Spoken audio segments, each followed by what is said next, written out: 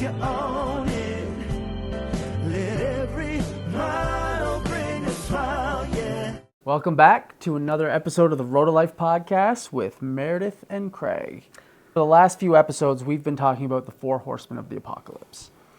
And so John and Julie Gottman, big time researchers in the space of relationships and marriage, have identified 4 critical things that if you see them in your relationship, it's a bad sign. And those are 1, criticism, which we talked about a couple weeks ago, contempt, which we talked about last week, defensiveness, which we're going to talk about this week, and stonewalling, which we're going to talk about next week. Yeah. So if you missed the last 2 weeks, definitely check those out. Go back, check them out, because we started with criticism. It's sort of the sneakiest one that we probably see a lot of.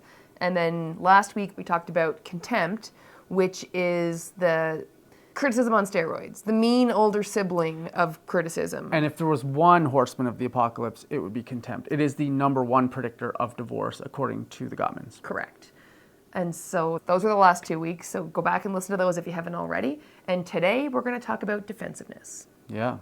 Defensiveness is basically our go-to feeling, our go-to reaction when we're feeling attacked.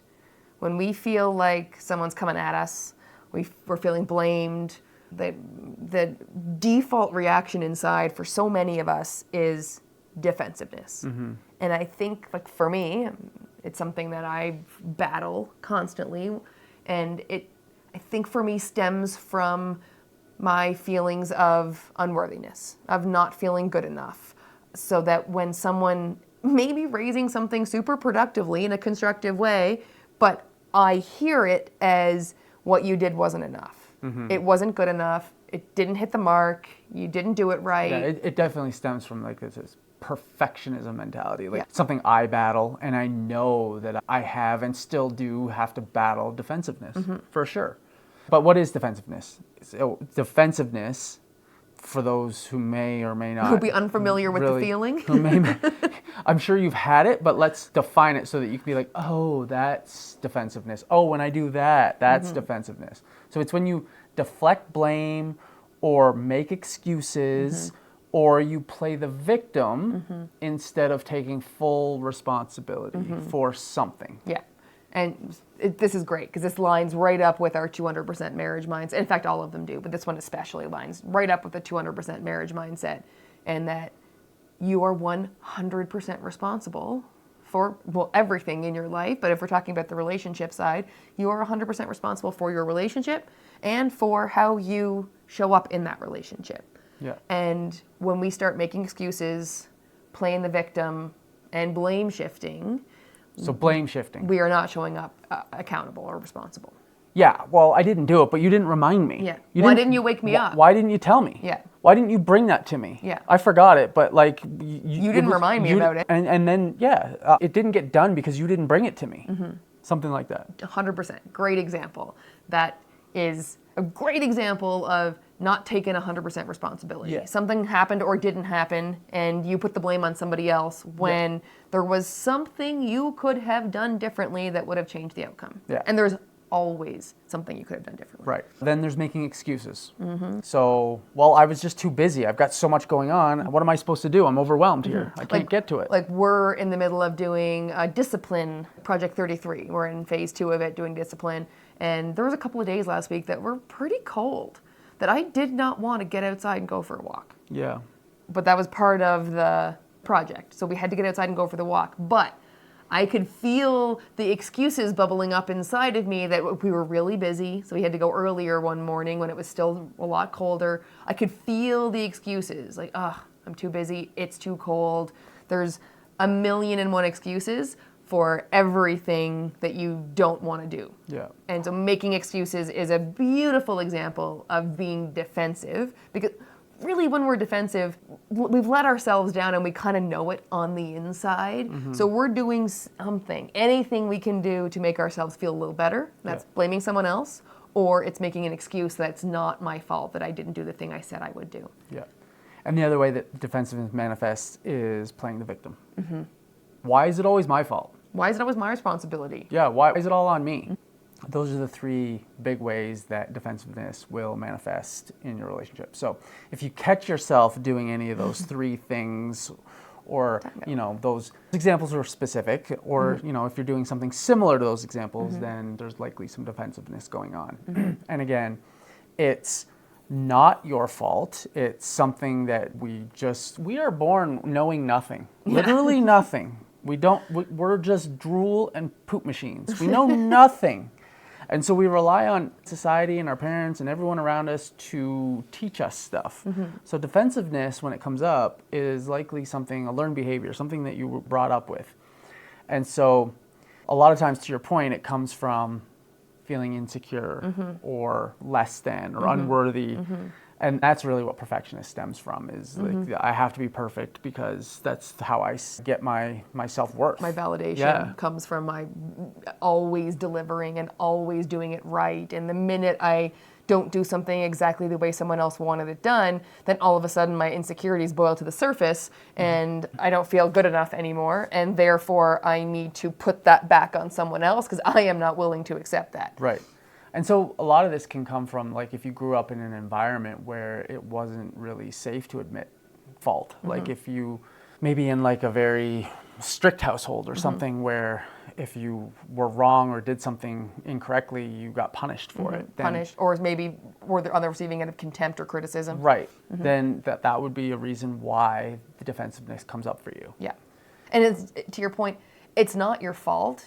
Like, because we talk about this a lot, but there's an unworthiness epidemic in the world, and it's not just you, and it's not just me. It's all of us for the most part, and it's, again, not our fault because we've learned that growing up, and our economy is predicated on none of us feeling good enough so that we will buy all the things to make us feel good enough. And so it's not our fault that we don't feel good enough, so it's not our fault that the defensiveness comes out. However, it is now our responsibility to deal with that so that we're not bringing defensiveness into our relationships, so that we're not bringing our unworthiness and our self-sabotage into our relationships, because we all want to have thriving, productive relationships that lift us up and make us feel great and help drive us toward our dreams. And if we're bringing defensiveness and all that unworthiness nonsense into our relationships, we're not going to get there. Yeah. And another thing is that we all have this fight or flight response, right? Like, we grow up with it. It's like an evolutionary thing. Like, it's something that we just have as human beings, fight or flight. When we feel threatened, it kicks right in. Yeah, and so sometimes that's fight.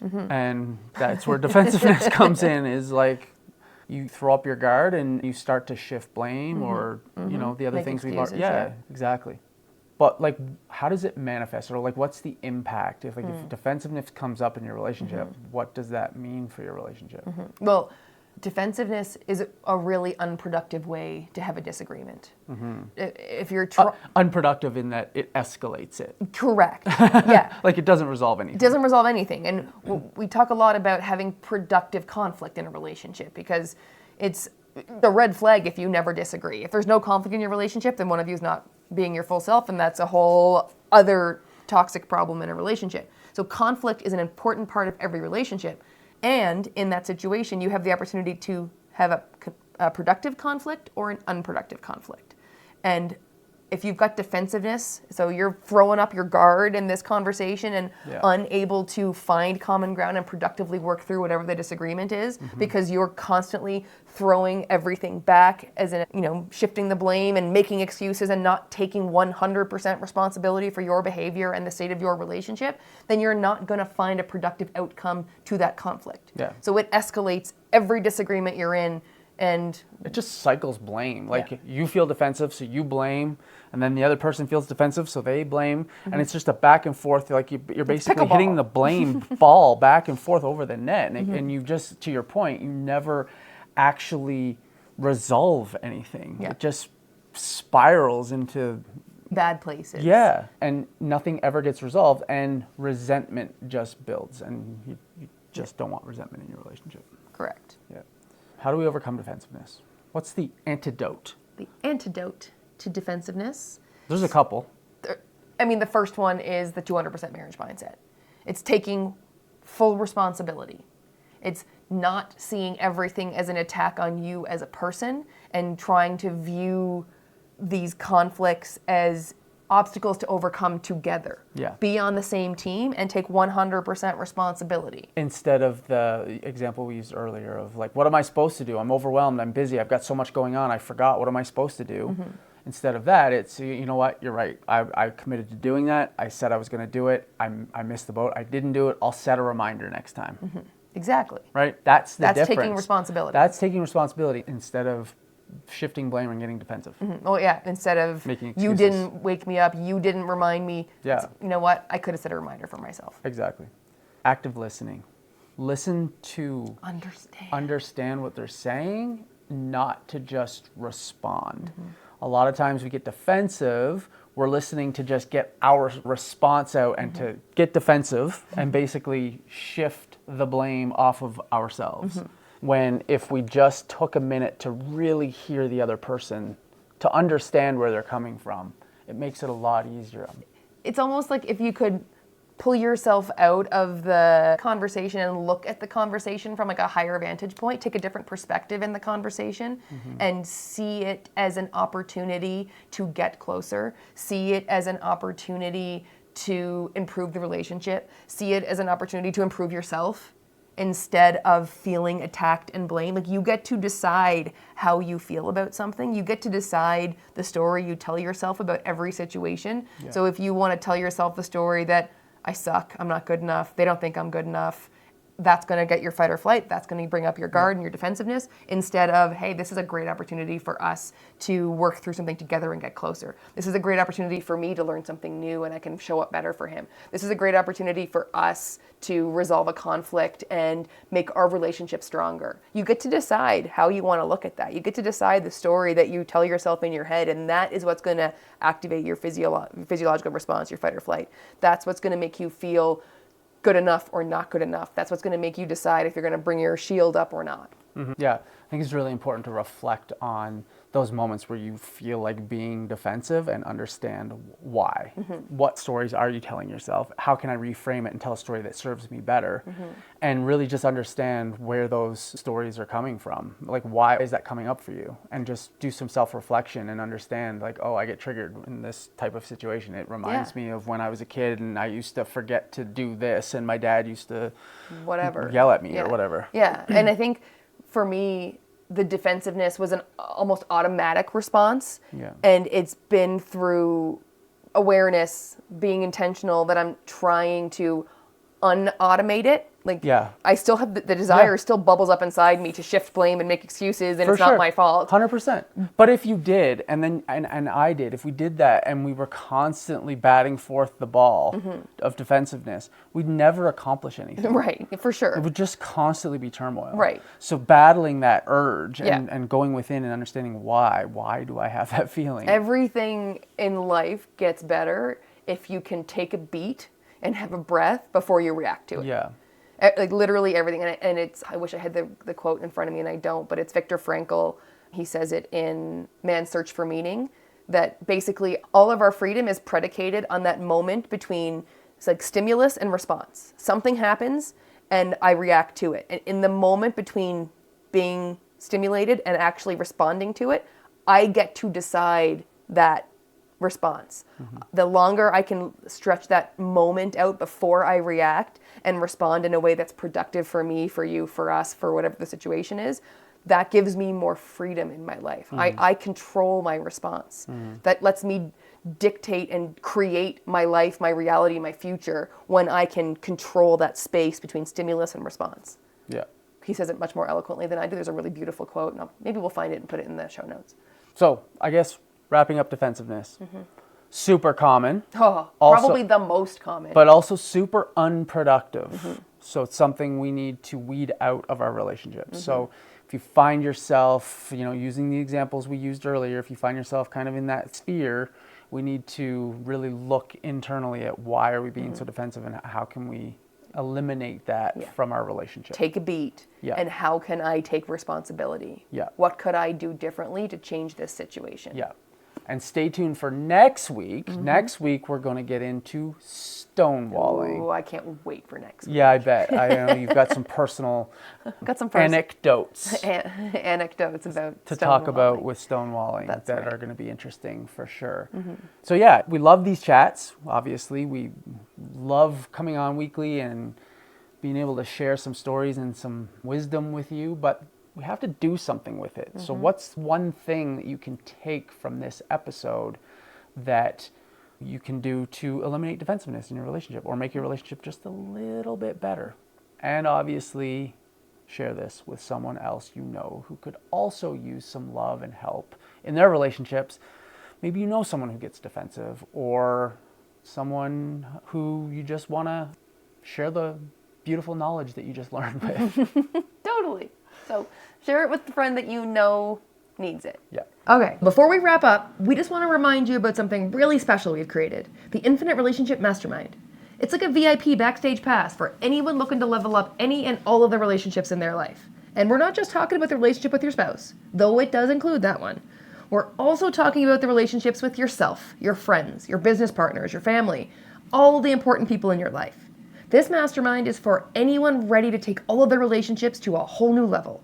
Whether you're thriving and you want to thrive even more, or you're feeling a little stuck and need some extra love and support. We host exclusive live courses. We create a safe, no judgment space where members can just open up and honestly just have a ton of fun connecting with other amazing people who are building stronger relationships.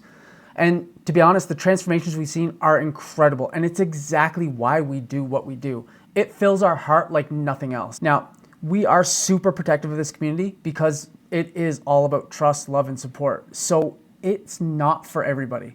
But if this does sound like it might tickle your fancy, and honestly, who doesn't love having their fancy tickled, then check out the link in the show notes and reach out to us if you have any questions. We'd love to chat and see if it's a fit for you. And as always, thank you so much for being a part of our journey on the road of life. And remember, you've got this, and we're here to help you every step of the way. So we'll see you next week. Bye for now. Road of life, yes, you are.